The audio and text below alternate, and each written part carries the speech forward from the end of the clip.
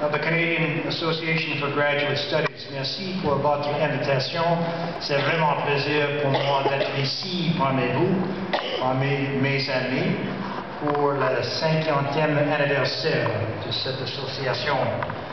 As Jay has said, having spent so many years as a university professor and dean administrator, I'm keenly aware of the role that this association plays in strengthening graduate studies in Canada. But you know, I was speaking just earlier to my colleagues about that role. I've never done a day of work in my life. I went off to university at age 18, and I loved it so much. I never left until I became age 69, and I thought, before I die, I better do a real job. I offered me this job. If my colleagues from Yale Hall are not here, I say it's not a real job either because it's far too much fun.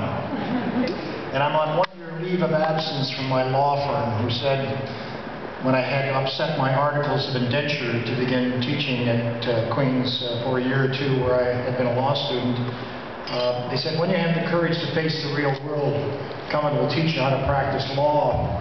So I've extended that one-year leave of absence now for about 46 years. And whenever I darken the door of the law firm to extend it, they get very terrified that I may actually now going to act on that promise when I have the courage to face the real world. Come and they'll teach me how to practice law. As Governor General, as Jay has said, I've identified learning and innovation as pillars of a smarter, more caring Canada. And excellence in graduate studies, of course, is essential to our success. Each of you here understands the central place that graduate research and education occupy in our learning and innovation ecosystem. This was true during the association's first 50 years, and I know the role of graduate studies will become even more important in the next half-century. For this reason, I'm pleased to note the ambitious theme of this conference, which asks, what do we need to do to be ready for the next 50 years? Such is the pace of change in our world today that it may be simple to ask, what don't we need to be ready for? Or as the Association of Universities and Colleges of Canada puts it, ours is a world where economic, social, and personal fulfillment depends less upon what we know and more upon what we are able to learn, how we think, and the degree to which we are able to respond to change around us. The key imperatives, of course, are learning, thinking, and responding to change, or resilience. And I'm sure you will agree this holds true for both graduate students and departments of graduate studies. I do want to commend you for tackling a number of important challenges at this year's conference, including internationalization of graduate studies, governance issues, career development, student funding. Let me focus for a moment on just one of those topics, internationalization. I had the great pleasure to lead a delegation of Canadian universities and colleges to the Conference of the Americas on International Education in Brazil last April. I know there are many opportunities for internationalization in post-secondary studies. And at this point, I know the Member of Parliament for Winnipeg South, Rod Grunage, who's right here in front of me, will agree. Rod was part of our delegation to Brazil, and I'm pleased to see him here this evening again showing his support for post-secondary education and the committee that he leads to focus on post-secondary education. A wonderful example of the international opportunities that exist can be seen in Canada's participation in the Science Without Borders program, which was announced during my time in Brazil. This innovative program will ultimately see 12,000 Brazilian students come to Canada for post-secondary study. Let me just develop that for a moment or so. One of the great highlights of the visit to Brazil, Rod was with us on this occasion, was a meeting we had with President Dilma. People there go by their first names with their title in front of it. And during the course of the time with her, we were discussing the International Studies program, and her eyes lit up. She spoke with such passion. She had decided that Brazil over the next 3 years would set 75,000 Brazilian students fully funded to other international centers for studies, for university studies.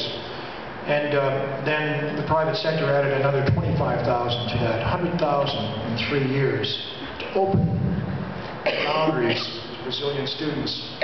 And we in Canada were not part of the first round of those graduate studies. They were UK, USA, France, Germany, and Italy.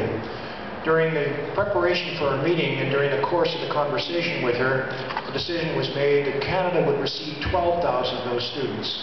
The only other larger intake was the United States with 16,000, the UK 10,000, France 8,000.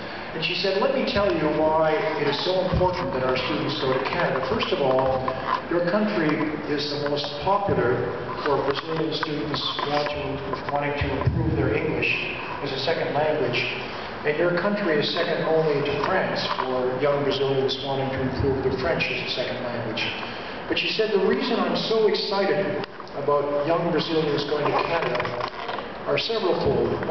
First of all, you're a country that knows how to deal with difference and multiculturalism and diversity. You make it a virtue.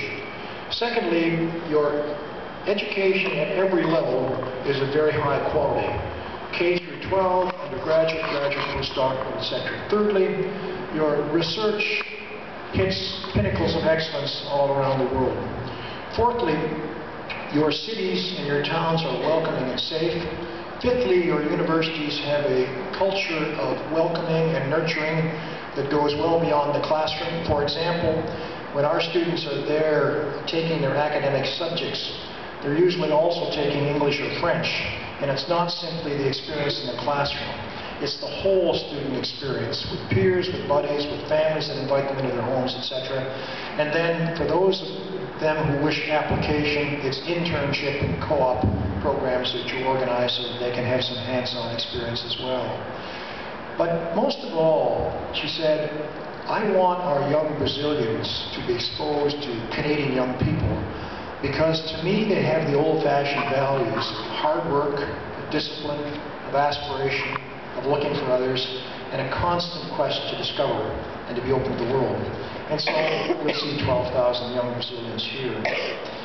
The advisory panel on Canada's international education strategy, led by our great colleague, the President of the University of Western Ontario, Ahmed Chokman, points out that the OECD estimates global demand for international higher education will go from nearly 3.7 million students in 2009 to 6.4 million in 2025. So that's almost a doubling in a period of 14 years or so. A significant portion of these will be graduate students, and an opportunity exists for Canadian schools to develop international partnerships and research agreements. Les partenaires par-delà les frontières. Et